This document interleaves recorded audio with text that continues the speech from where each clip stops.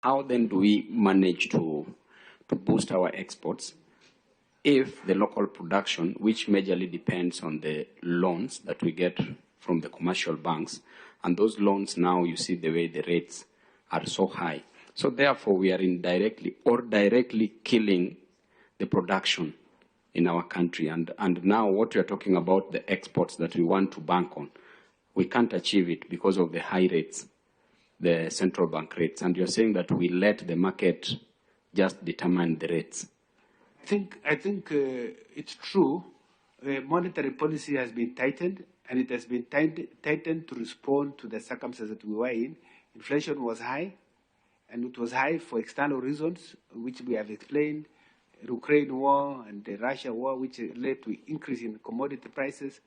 And every central bank around the world, it's not just us, including the US, have had to tighten their monetary policy.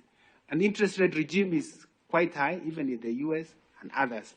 Our own central bank had to tighten monetary policy also because of high inflation. So we have now contained inflation. It's now 6.3. It's coming down, the rates are good, so at least things are going to be better.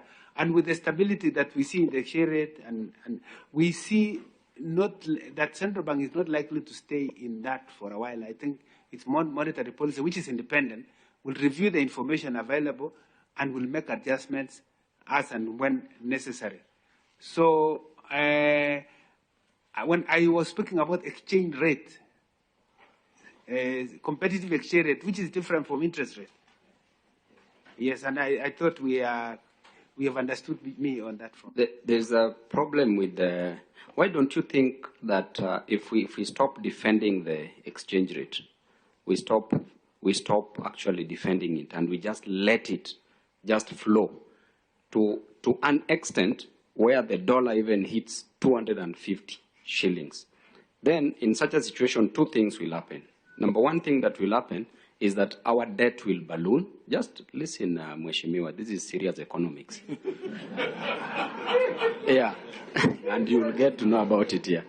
Now, if we leave it, then one of the impacts is that our debt will seriously balloon, and therefore we can decide and say that we will not pay the debts. There's nothing that they can do. And number two, if we are not paying the debts and the exchange rate is high, which means that the imported goods, we will discourage consumption of imported goods, and therefore we will treat the foreign absorption or the absorption from the imports. We will discourage it, and we will encourage domestic production, because the moment we stop consuming the imports, we will now be encouraging consumption of domestically produced goods, and that will make us grow. That is the only thing that will make us grow as a nation.